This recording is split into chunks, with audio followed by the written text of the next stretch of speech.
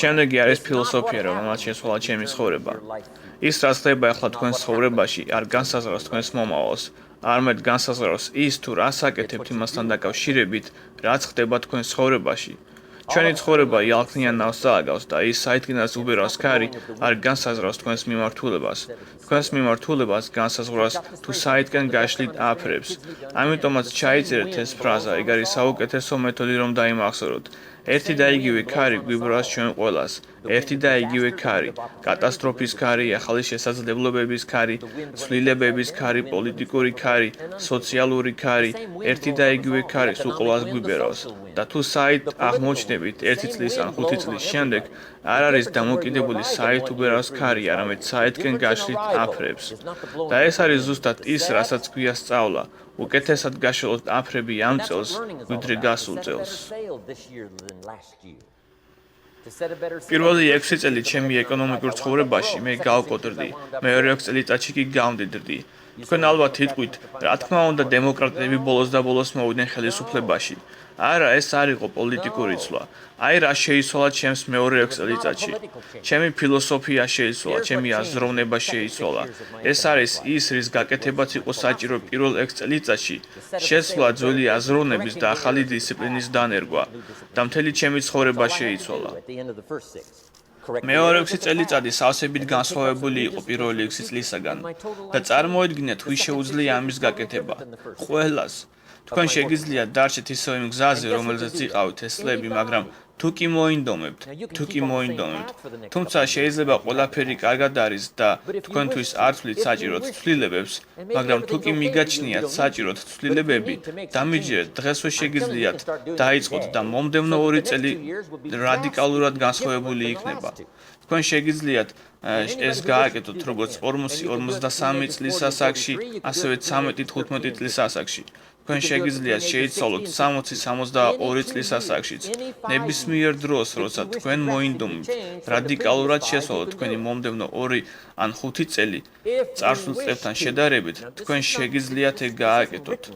თუ კი მოინდომებთ, ეს არ არის კანონი, ამას ქვია შესაძლებლობა. მაგრამ თქვენ თუ არ იცით, რომ შეგიძლიათ თქვენი თავის შეცვლა, თქვენი შემოსავლის შეცვლა, ოჯახის შეცვლა, მომავლის შეცვლა, ჯანმრთელობის შეცვლა.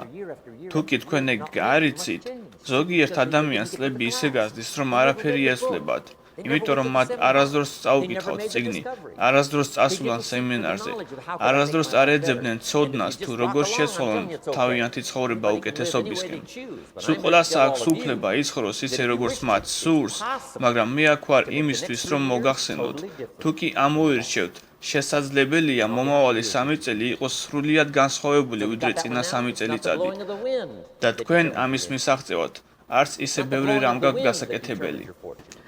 ეხლა გასაგებია, რომ ქარი თქვენ შემოსავალს არ განსაზღვრავს. ქარი არ განსაზღვრავს თქვენს სიმდიდრეს, არამედ აფრების კარგად მორგება.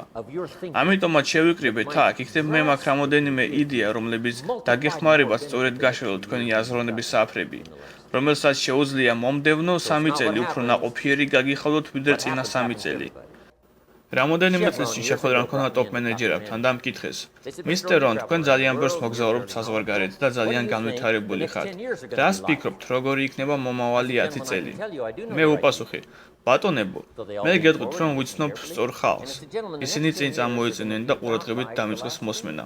ბატონებო, შემდეგი 10 წელი იქნება მიახლოებით ისეთი, როგორიც იყო წინა 10 წელი. შემოდგომის მერე მოდის ზამთარი. პირობას გაძლევთ, ეს არ შეიცვლება. დღის მერე მოდის ღამე. პირობას გაძლევთ, არც ეს შეიცვლება.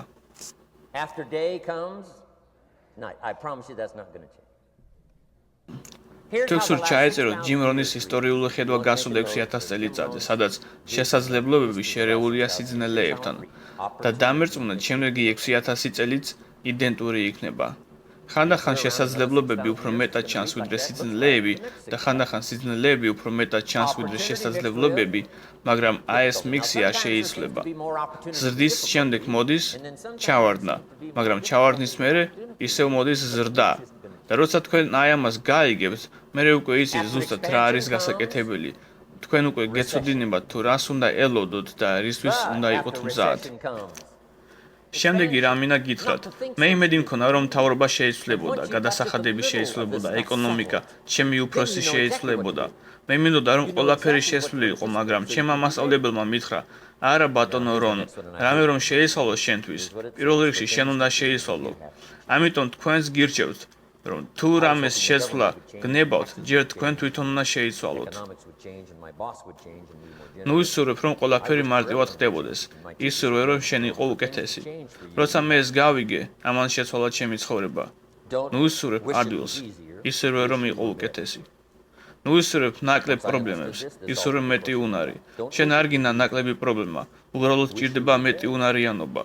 ნუ ისურვებ ნაკლებ გამოწვევებს, ისურვებ მეტი სიბრძნე. მიიღე გამოწვევა, იმიტომ რომ შენ ვერ შეძლებ ზრდას გამოწვევის გარეშე. შენ ვერ გამდიდრები გამოწვევის გარეშე. შენ ვერ იფრენ სიმძიმის გარეშე. შენ უნდა მიიღო გამოწვევა და ამის შემდეგ უნდა განავითარო სიბრძნე და ძლიო გამოწვევას. ასე რომ ნუ ისურვებ ნაკლებ გამოწვევებს, არამედ ისურვე მეტი სიბრძნე. და აი კიდევ ერთი ფილოსოფია, რომელმაც შეცვალა ჩემი ცხოვრება სამუდამოდ. შენ შეგიძლია გააკეთო ყველაზე აღსანიშნავი საქმეები მიუხედავად იმისა, თუ რა ხდება შენ ცხოვრებაში. ხალხს შეუძლია გააკეთოს აღსანიშნავი საქმეები მიუხედავად იმისა, თუ რა ხდება. ფილოსოფიამ შეცვალა ჩემი ცხოვრება.